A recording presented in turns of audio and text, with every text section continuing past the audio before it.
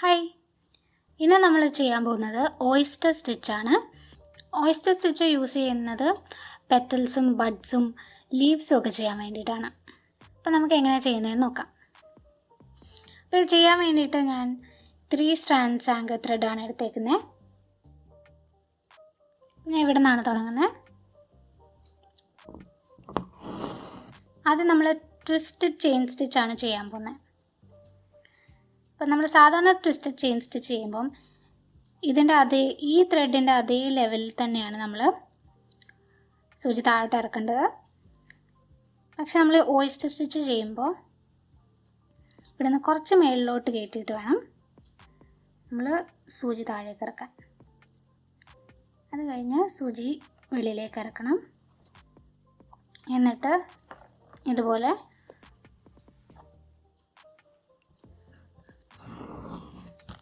ഒരു twisted chain stitch ചെയ്യുക. ഇനി നമ്മൾ ചെയ്യേണ്ടത് ഇതിൻ്റെ ഒരെൻഡ് ഇങ്ങനെ ഇതുപോലെ വെള്ളിലോട്ട് നിൽക്കുന്നുണ്ടല്ലോ, ഇതിൻ്റെ ഇടയിൽ കൂടെ നമ്മൾ സൂചി കയറ്റണം. ഇതുപോലെ സൂചി കയറ്റി ഇങ്ങനെ കൊണ്ടുവരണം.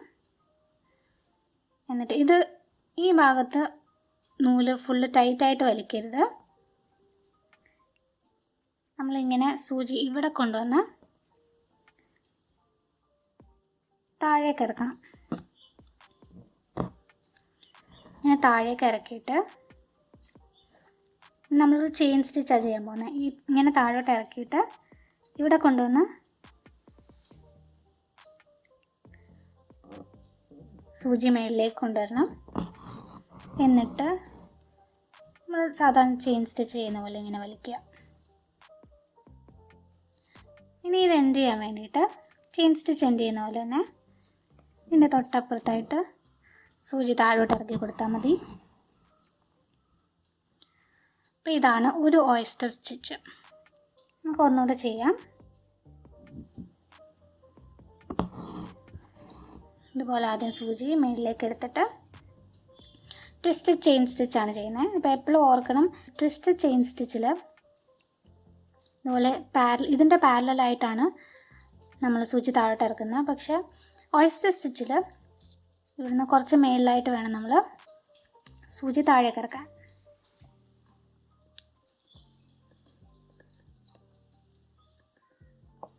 ഇതുപോലെ മേളിലേക്ക് കൊണ്ടുവരണം.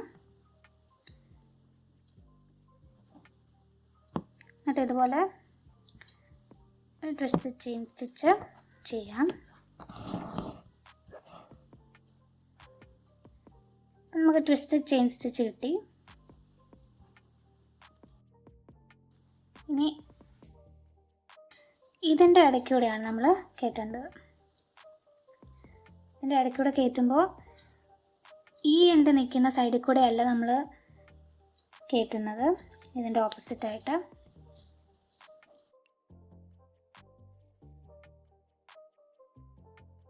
ഇതുപോലെ വേണം എടുക്കാൻ വേണ്ടിയിട്ട്. കഴിഞ്ഞത് ഫുള്ള് വലിക്കണ്ട, കാരണം ഇവിടെ ആയിട്ട് നമ്മൾ സൂചി താഴോട്ട് ഇറക്കണം. എന്നിട്ട് വേണമെങ്കിൽ നമുക്ക് വലിക്കാം. അത് കഴിഞ്ഞ് നമ്മൾ ചെയിൻ സ്റ്റിച്ചാണ് ചെയ്യുന്നത്. ഇതുപോലെ അതിൻ്റെ വെളിയിൽ കൊണ്ടുവന്ന്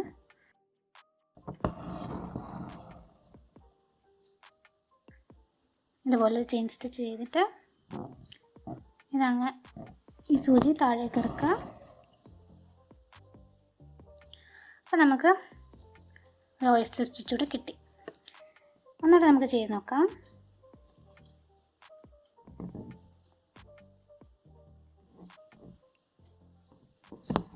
അത് ഇതുപോലെ നൂല് വെളിയിലോട്ടെടുക്കുക. എന്നിട്ട് കുറച്ച് കയറ്റി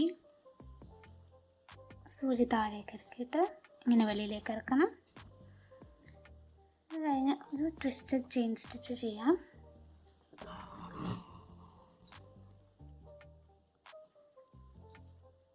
എന്നിട്ട് നമുക്ക് ഇതിൻ്റെ ഇടയിൽ കൂടെ സൂചി കയറ്റി കൊണ്ടുവരണം. ഈ നൂല് ഫുള്ള് വലിക്കുന്നതിന് മുൻപായിട്ട് സൂചി താഴേക്ക് ഇറക്കുക. എന്നിട്ട് ഇത് വേണമെങ്കിൽ ഒന്ന് ടൈറ്റാക്കാം. എന്നിട്ട് നമ്മൾ ഇവിടെ കൊണ്ടുവന്ന് സൂചി മേളിലേക്ക് എടുത്ത് ഒരു ചെയിൻ സ്റ്റിച്ച് ചെയ്യാം. എന്നിട്ട് ആ ചെയിൻ സ്റ്റിച്ച് സാധാരണ എൻഡ് ചെയ്യുന്ന പോലെ തന്നെ എൻഡ് ചെയ്യാം. അപ്പം അങ്ങനെ നമുക്ക് ഒരു ഓയിസ്റ്റർ സ്റ്റിച്ച് കൂടെ കിട്ടി. അപ്പോൾ ഇങ്ങനെയാണ് ഓയിസ്റ്റർ സ്റ്റിച്ച് ചെയ്യുന്നത്. ഒരു ട്വിസ്റ്റഡ് ചെയിൻ സ്റ്റിച്ചും ഒരു നോർമൽ ചെയിൻ സ്റ്റിച്ചും കൂടെ നമ്മൾ കമ്പൈൻ ചെയ്ത് ചെയ്യുന്നതിനാണ് ഓയിസ്റ്റർ സ്റ്റിച്ച് എന്ന് പറയുന്നത്. അപ്പോൾ ഓയിസ്റ്റർ സ്റ്റിച്ച് എല്ലാവർക്കും മനസ്സിലായെന്ന് വിചാരിക്കുന്നു. അപ്പോൾ ഇനി അടുത്തൊരു വീഡിയോയിൽ കാണാം.